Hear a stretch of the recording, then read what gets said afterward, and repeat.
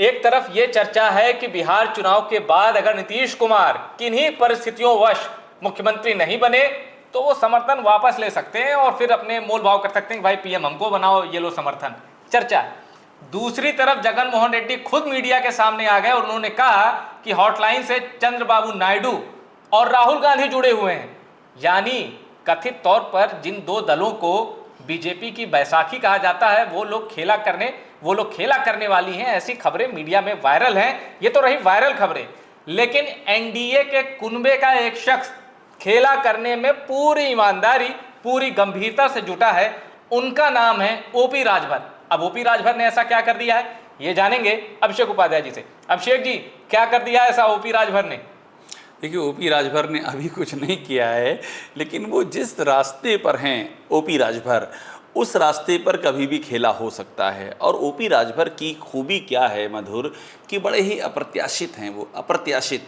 यानी कि ओपी राजभर आज अभी आपके साथ बैठे हैं और यहाँ से निकल के जाएंगे और अगला बयान क्या देंगे ये उनको भी शायद आइडिया नहीं होगा।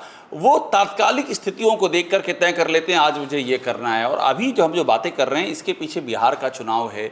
ओम प्रकाश राजभर बिहार के चुनाव में दावेदारी कर रहे हैं और ठोक के दावेदारी कर रहे हैं। और मैं तो पर्सनली जानता हूं इस बात को मधुर, कि जितनी तैयारी इन्होंने बिहार के चुनाव की ओम प्रकाश राजभर ने, इतनी तैयारी आप समझिए अभी यहाँ पर उत्तर प्रदेश में जो क्षेत्रीय पार्टियां हैं यूपी में, वो यूपी चुनाव की नहीं कर रही होंगी जितनी तैयारी वो पिछले कई सालों से बिहार में कर रहे हैं। कंटिन्यू बिहार में जा रहे हैं। मतलब आप सोचिए, उन्होंने बिहार में कई इलाके हैं, पूर्वी चंपारण हो गया, पश्चिमी चंपारण, बक्सर, नवादा, सिवान, ये सब मत डाला। इतनी बार जा करके उन्होंने वहाँ पर प्रोग्राम किए, रैलियाँ की हैं। तो अब वो कह रहे हैं कि बिहार के चुनाव में हमको भी हिस्सेदारी चाहिए।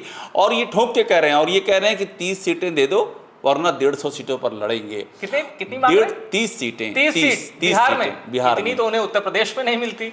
तो अब ये 30 सीटें, तो बड़ा गेम खेल रहे हैं। हाँ, 30 सीटें मांग रहे हैं। अब उसके पीछे उनकी अपनी सोच है। वो कह रहे हैं कि यहाँ जो राजभर हैं बिहार में वो ठीक ठाक हैं। अच्छा, वो अपनी ताकत भी दिखा चुके हैं।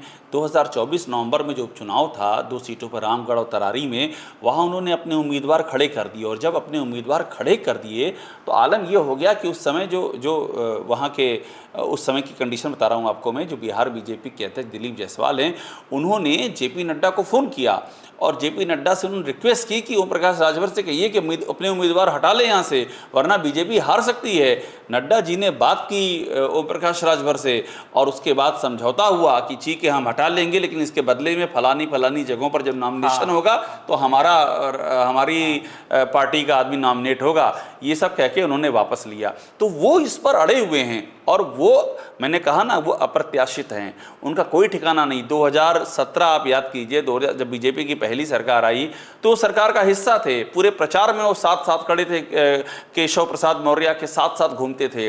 और सरकार आने के बमुश्किल 1-1.5 साल के अंदर ही उनकी योगी जी से ठन गई। और ऐसी ठनी कि उन्होंने चलती हुई सरकार छोड़ दी, मंत्री का पद छोड़ दिया और योगी आदित्यनाथ को क्या क्या नहीं उन्होंने कह दिया। और फिर 2022 में जब ये चुनाव हुआ तो चले गए अखिलेश के साथ में। और अखिलेश के साथ में जब नतीजे आ गए और वो भी उस इलाके में अच्छी खासी सीटें जीत गए, पूर्वांचल में ऐसा भी नहीं था सीटें नहीं मिली, उसके बाद उन्होंने अखिलेश का साथ छोड़ दिया। मुझे याद है अखिलेश यादव के साथ गठबंधन में रहते हुए उन्होंने भविष्यवाणी कर दी थी ये जीत नहीं पाएंगे। अरे वो तो वाकई बड़े अनप्रेडिक्टेबल है। आप सोचिए, मैंने उनका एक इंटरव्यू किया था तो मुख्तार अंसारी के मुद्दे की बात है। मुख्तार अंसारी की मौत हो गई थी और मैं उनके पास इसलिए गया क्योंकि मुख्तार अंसारी का जो बेटा है अब्बास अंसारी, वो उनकी पार्टी से विधायक। तो मैंने उनसे कहा कि आपकी पार्टी से विधायक हैं अब्बास अंसारी, मुझे बताइए कि मुख्तार अंसारी कैसे आदमी थे। तो उनका सीधा जवाब था कि मुख्तार अंसारी क्रांतिकारी थे। हाँ। मुख्तार अंसारी गरीबों के मसीहा थे। ये तब उन्होंने बोला जब सरकार में शामिल थे वो, तब उन्होंने ये बयान दिया। तो उनका कोई ठिकाना नहीं है, उनके जो दिल में होता है बोलते हैं। और उनको मालूम है कि हमारी जो जाति है राजभर का, वो यूपी से लेके बिहार, और आप जान के हैरान होंगे, महाराष्ट्र तक में वो रैली वैली कर चुके हैं राजभरों की।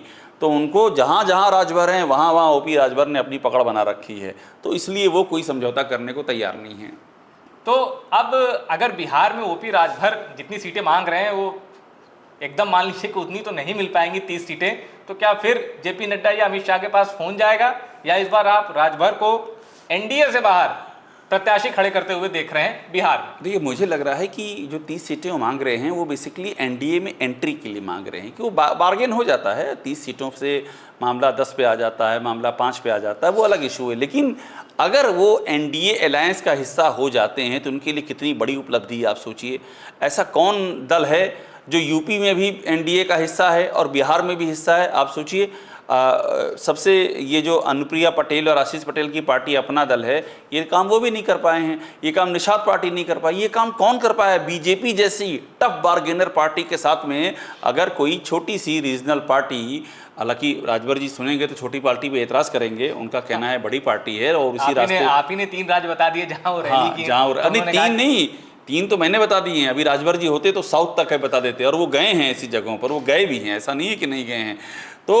तो अब वो है कि यूपी और बिहार अगर 2 जहां गठबंधन हो जाता है और अलायंस का हिस्सा बन जाते हैं ओम प्रकाश राजभर की पार्टी, तो बतौर क्षेत्रीय पार्टी उनके लिए बड़ी उपलब्धि होगी।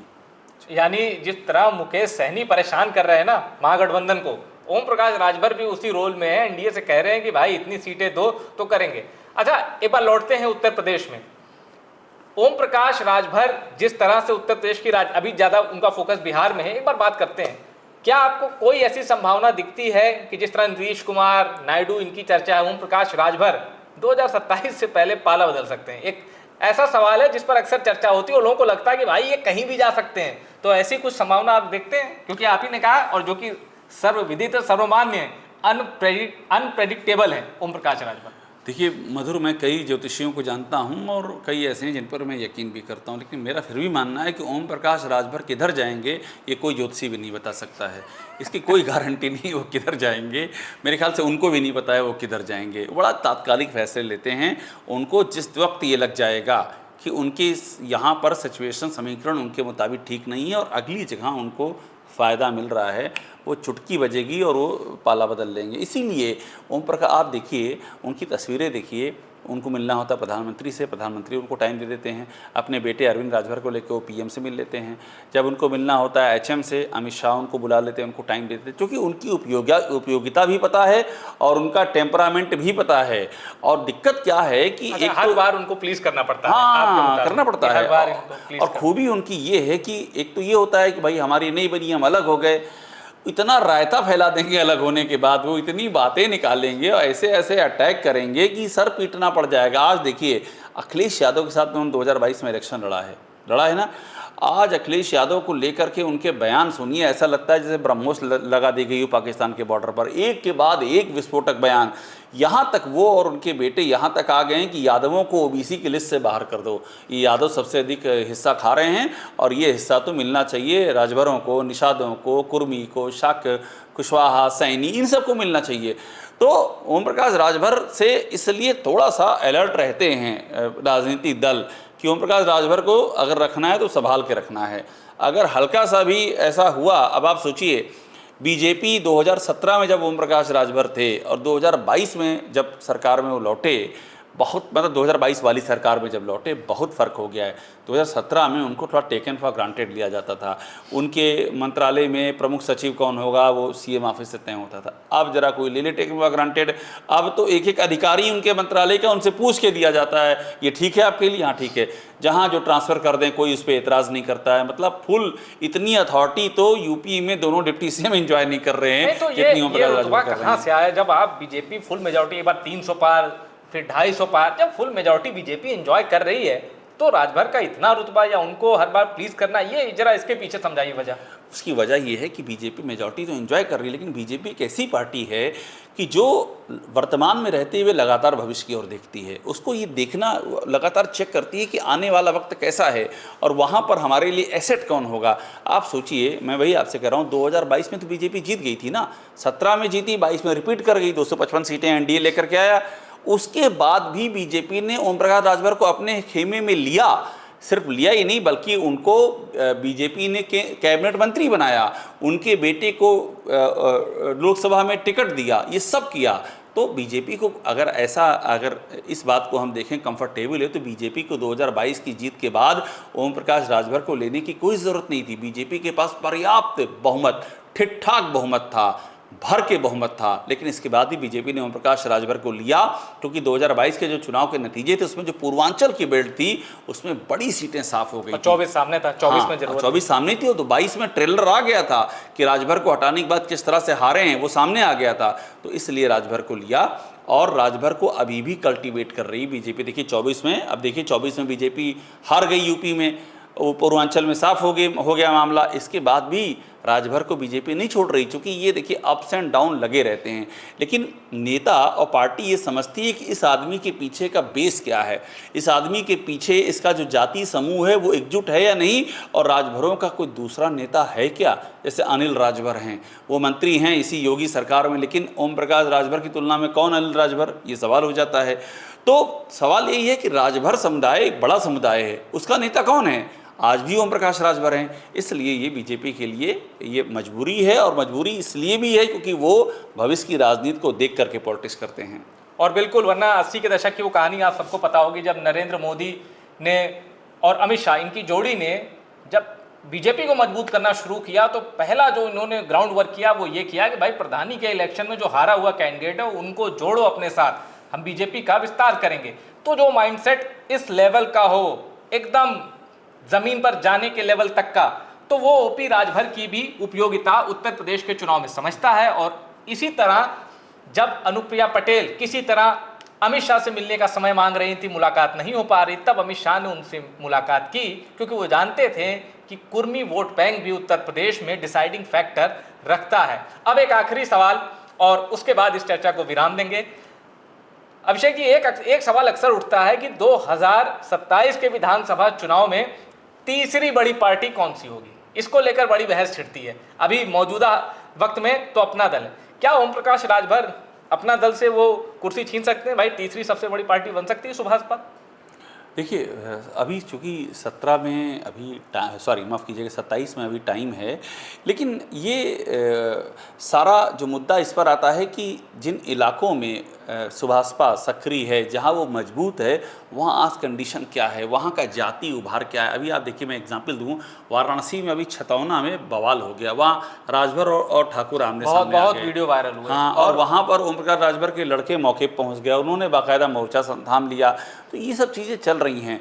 और दूसरी ओर अपना दल की बात देखिए, अपना दल अभी लोकसभा चुनाव में मालूम पड़ गया, 2 सीटों में से 1 सीट जो अपना दल जीता था, 1 सीट हार गया, और 1 सीट में अनुप्रिया पटेल बमुश्किल, उनकी जीत का अंतर कहाँ लाखों में रहता था, कहाँ 30,000 पे सिमट गया। हालांकि ओम प्रकाश राजभर का बेटा भी अच्छे वोटों से चुनाव हार गया। तो अभी की सिचुएशन ये है कि बीजेपी की स्थिति अभी डामाडोल है, लेकिन अगर ये स्थिति रिकवर करती है बीजेपी, वहाँ पर देखना होगा कि इन दोनों ही पार्टियों में रेस कौन कर रहा है। और ओम प्रकाश राजभर के लिए संभावनाएं ज़्यादा ब्राइट हैं, इसलिए ब्राइट हैं क्योंकि उनकी जो काम करने का तरीका है और जो अनुप्रिया पटेल और आशीष पटेल के काम करने का तरीका है, उसमें खासा फर्क है।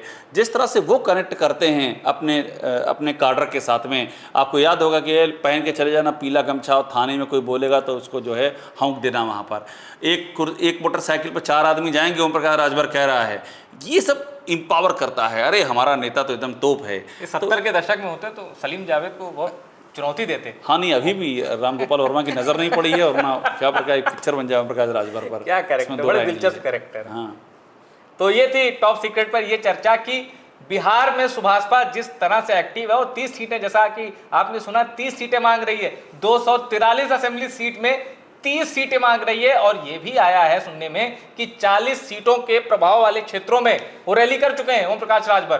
तो ओम प्रकाश राजभर का बिहार में एक्टिव होना एनडीए की पूरी नजर है। अब एनडीए में वो शामिल होते हैं या नहीं, थोड़ा इंतजार कीजिए, सब सामने आ जाएगा।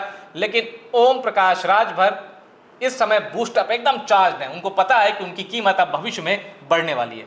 रिपोर्ट पसंद आई हो, इसको शेयर करिएगा और टॉप सीक्रेट को सब्सक्राइब जरूर करिएगा।